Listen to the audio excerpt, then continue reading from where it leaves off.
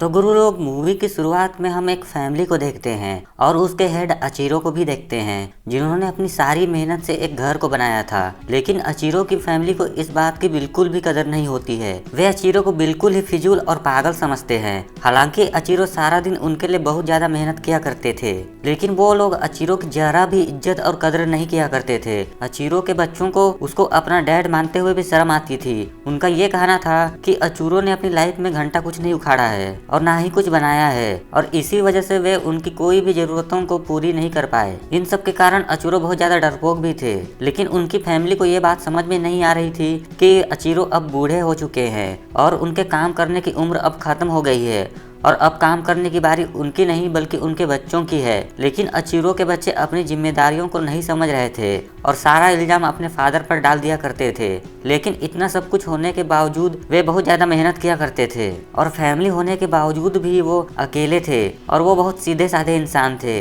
इसीलिए ऑफिस में भी कोई उनकी इज्जत नहीं किया करता था और ना ही अचीरो का कोई भी फ्रेंड था। और इन सब सारी सिचुएशन की वजह से एक दिन अचीरो की तबीयत खराब हो जाती है और जब वो डॉक्टर के पास जाता है तो डॉक्टर उनको बताता है कि उनको कैंसर है और बहुत जल्दी उनकी डेथ हो जाएगी। अब यह बात को अचीरो अपनी फैमिली को बताने की कोशिश करता है, लेकिन उनकी फैमिली इस बात को इग्नोर कर देती है और उनकी फैमिली के सभी मेंबर्स अपनी अपनी लाइफ में बिजी थे। और तभी अचीरो को थोड़ा सा खुशी मिलता है और उस खुशी का राज एक डॉग था। उनको एक डॉग मिलता है और वो डॉग अचीरो को बहुत ज्यादा वफादार भी था। और जब इस डॉग के बारे में अचीरो की वाइफ को पता चलता है तो अचीरो की वाइफ उस डॉग को बाहर निकालने को कहती है, लेकिन अचीरो का डॉग उनका पीछा नहीं छोड़ता और अब अचीरो बार बार उस डॉग को अपने से दूर जाने के लिए कहता है, लेकिन वो डॉग कहीं भी नहीं जाता। तो फिर अचीरो उस डॉग को लेकर अपने आप से दूर रखने के लिए पार्क में ले आता है, जहाँ अचीरो को एक अजीब सी स्पेसशिप दिखाई देती है। और इससे पहले कि अचीरो को कुछ बात समझ में आती, वो स्पेसशिप इनके ऊपर आकर गिर जाती है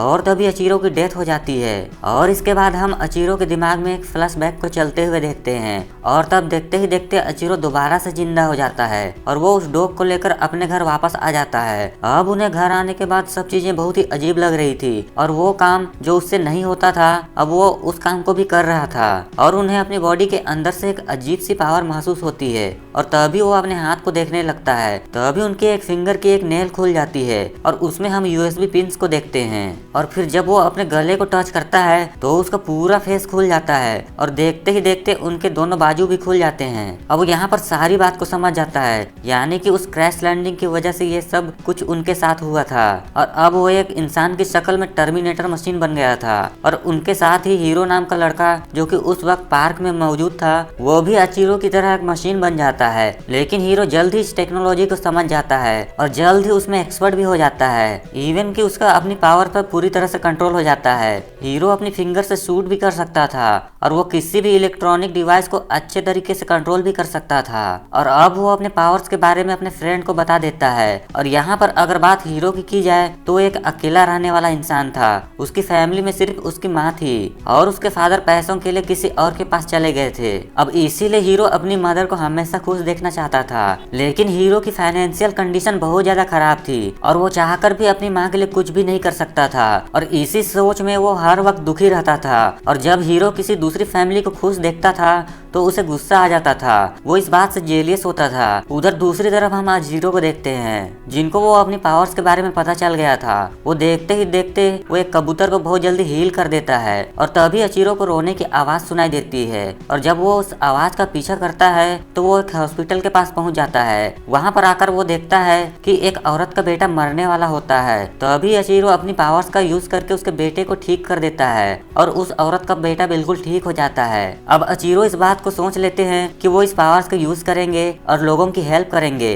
और दूसरी तरफ हम हीरो को देखते हैं जो ये सोचता है कि वो अपनी पावर्स को लोगों को परेशान करने के लिए इस्तेमाल करेगा। और हम देखते हैं कि वो कॉलेज में कुछ लड़कों को परेशान करता है और ये देखकर उसके फ्रेंड भी उससे डरने लगते हैं। और अब वो इन पावर्स की वजह से खुद खुद को किंग समझने लगा था और अब वो इस बात को भी सोच लेता है कि उसे किन किन लोगों से बदला लेना है। और सबसे पहले वो अपने पिताजी के पास जाता है और वहाँ जाकर वो अपने फादर की फैमिली को मारने का सोचता है, लेकिन किसी वजह से नहीं मारता है और रुक जाता है और फिर वापस वो अपने घर की ओर जाने लगता है। तभी रास्ते में उसको एक फैमिली के हंसने की आवाज सुनाई देती है और तब हीरो को बहुत ज्यादा गुस्सा आता है और वो उस फैमिली को ही मार देता है और ये न्यूज जल्द ही वायरल हो जाती है। और जिस तरीके से उस फैमिली को मारा गया था तो अब हीरो का फ्रेंड ये बात समझ लेता है कि ये सब हीरो नहीं किया है और उसके अलावा ये काम कोई और नहीं कर सकता था। अब इन सब सारी सिचुएशन की वजह से हीरो का फ्रेंड अपने बचपन के फ्रेंडशिप को खत्म कर देता है और अब इस वजह से हीरो बिल्कुल अकेला हो गया था। और दूसरी तरफ अचीरो भी इन सबसे बहुत ज्यादा परेशान था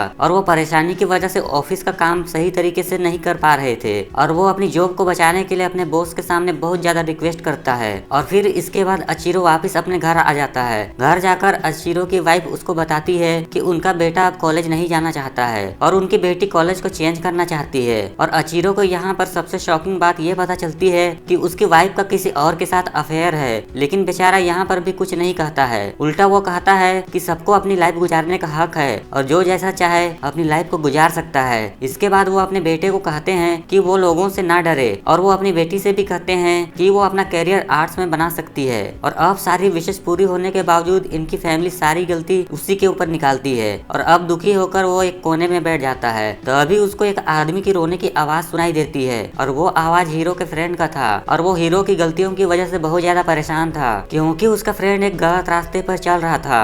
अब जीरो वहाँ पर जल्दी से पहुँचना चाहता था और अब इसी जल्दबाजी में उनके जेट पोस्टर्स बाहर निकल आते हैं और वो जल्दी से उड़कर हीरो के फ्रेंड के पास जाकर पहुँच जाता है। और जब वो वहाँ पर पहुँचता है तो हीरो का फ्रेंड उसको सारी सच्चाई बता देता है और कहता है कि आप ही उसे रोक सकते हैं, लेकिन अजीरो के पास कोई भी फाइटिंग स्किल नहीं थी। और अब हीरो का फ्रेंड उनकी इस बात में मदद करता है और तभी वो यहाँ पर साल्ट वाला पानी पी लेता है, लेकिन उसका एलियन मशीन इस बात को एक्सेप्ट नहीं कर पाता और जल्दी से उस पानी को बाहर निकाल देता है, यानी कि ये मशीन साल्टेड वाटर से खराब हो जाती है। और दूसरी तरफ हीरो के पास पुलिस भी पहुंच गई थी क्योंकि उन्हें पता चल गया था कि उस फैमिली का मर्डर हीरो नहीं किया है। और अब वो लोग हीरो को अरेस्ट करने लगते हैं, लेकिन हीरो किसी की भी नहीं सुनता और वहाँ पर सबको शूट करने लगता है और फिर वहाँ से भाग जाता है। इसके बाद वो अपने फ्रेंड के पास जाता है, लेकिन अब हीरो का हर जगह पर चर्चा था, वो मोस्ट वांटेड हो गया था।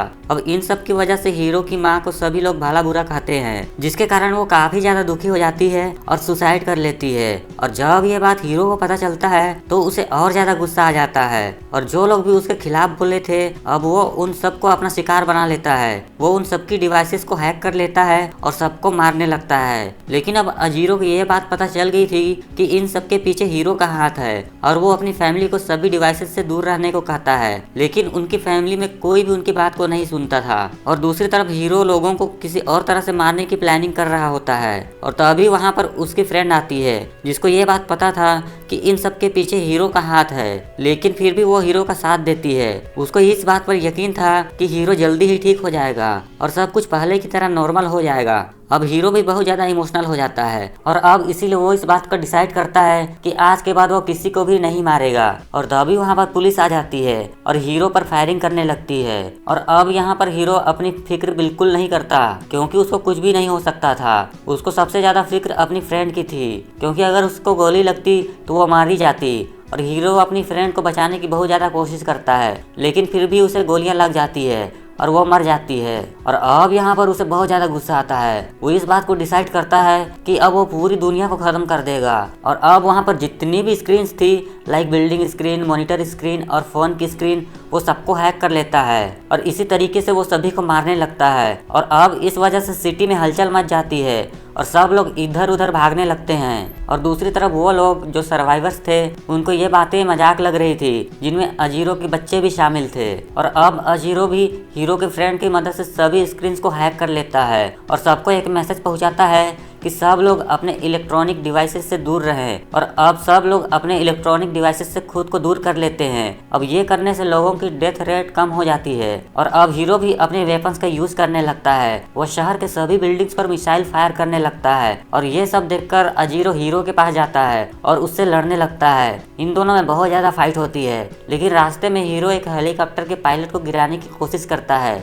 लेकिन अचीरो उस पायलट को बचा लेता है और फिर अचीरो वहाँ से भागने लगता है। क्योंकि वो उसकी तरह पावरफुल नहीं था। अब अचीरो अपने जाल में फंसाकर हीरो को साल्टेड वाटर पिला देता है। क्योंकि हीरो की बॉडी बहुत ज्यादा एडवांस लेवल पे थी, इसीलिए साल्टेड वाटर का असर जल्दी नहीं होता है। और अब इसीलिए अचीरो हीरो को अर्थ से दूर स्पेस में ले जाता है और अब साल्टेड वाटर का असर हीरो पर होने लगता है। और हीरो जैसे ही कमजोर होता है, अचीरो अपनी पूरी पावर से उस पर अटैक कर देता है। इसके बाद वो अपनी बेटी के पास जाता है। वो अपनी पावर से इलेक्ट्रिक शॉक देकर अपनी बेटी की जान को बचा लेता है और फिर हीरो दोबारा से वहां पर पहुंच जाता है और इस बार वो अचीरो को बहुत बुरी तरह से मारता है। और अब हीरो अचीरो को इतनी बुरी तरह से मारता है कि उनकी हालत खराब होने लगती है। इसके बाद हीरो अपना शिकार उनकी बेटी को बनाता है और अचीरो की बेटी को उठाकर बिल्डिंग से नीचे गिराने लगता है, जहां पर अचीरो अपनी बेटी के लिए बहुत ज्यादा उससे माफी मांगता है और उसे छोड़ देने के लिए कहता है। लेकिन फिर भी हीरो उनकी बेटी को नीचे गिरा देता है। और अब जैसे हीरो ऐसा करता है